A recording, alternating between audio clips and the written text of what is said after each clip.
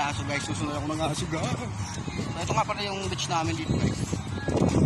So pupunta ako ngayon dun sa may police station kasi may meeting daw yung mga isda. Ewan ko lang kung tungkol saan, pero pinapunta kami kanina eh. Ito nga pala yung Bagasbas Beach. May punta tayo sa baba, tingin tayo kung mayroong panguhuli ng isda.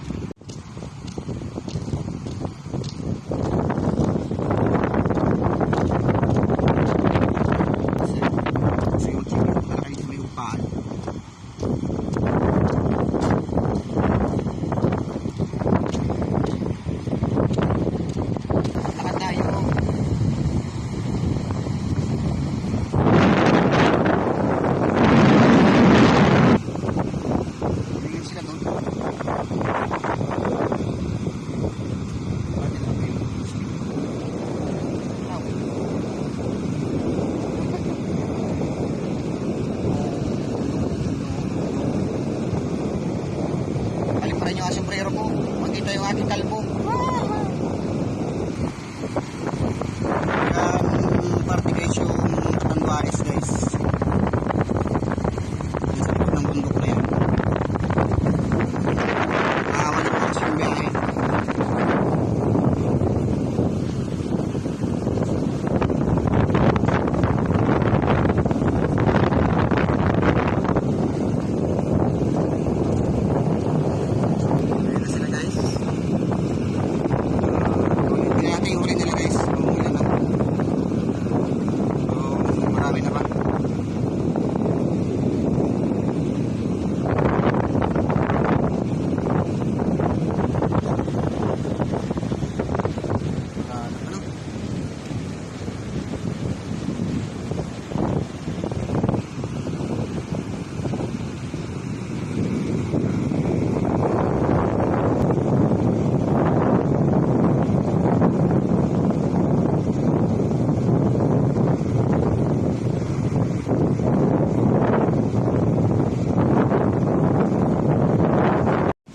Alam nyo ba guys na kapag buwan ng December hanggang February and March, dito sa Bagasbas, siya yung season ng yung mga banak o yung malit dumadagsa dito sa tabi. Kaya maraming nanguhuli ng banak kapag ganong season. Sa buong isang taon, isang beses lang sila lumabas dito sa lugar na to. At sinasamantala naman yun ng mga local fisherman natin dito sa Bagasbas para makahuli ng maraming isda. At tulad nun guys, napupuntahan natin doon guys, mayroong nanguhuli doon ng banak. Tingnan natin kung marami na silang nahuli. Bali kanina guys na umaga, galing din kami dito, nanguhuli din kami ng isda. Bali isang timba yung nahuli namin. Napakalakas na hangin dito mga master. Hangin.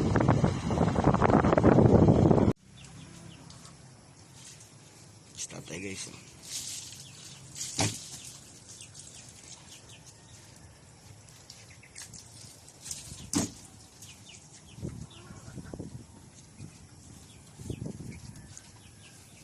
ang sarong styrofoam pantay, ano mga tulong timba, ano apat, ano tulo mahigit na timba.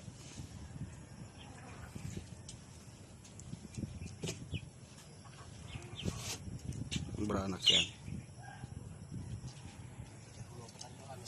malalaki yan guys. So,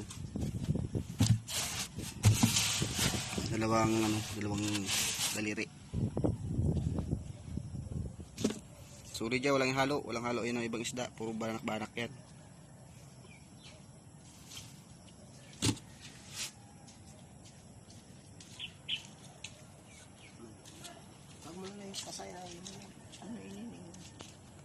Itong ano na, malumoy. Ito matagas.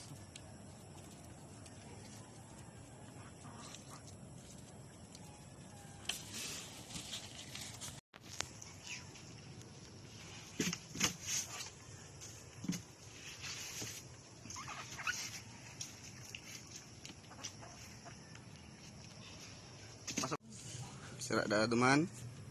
Sira chan tayo ng udto duman dadarhon. Ito na lang. Igiluhan yan. Madali yan guys doon sa Pandawan, sa Mercedes. guys. So, kanina guys, namingwit kami. Ay, namingwit ng lambat.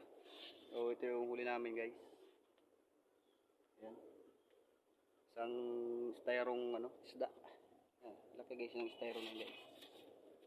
Oh. Puno.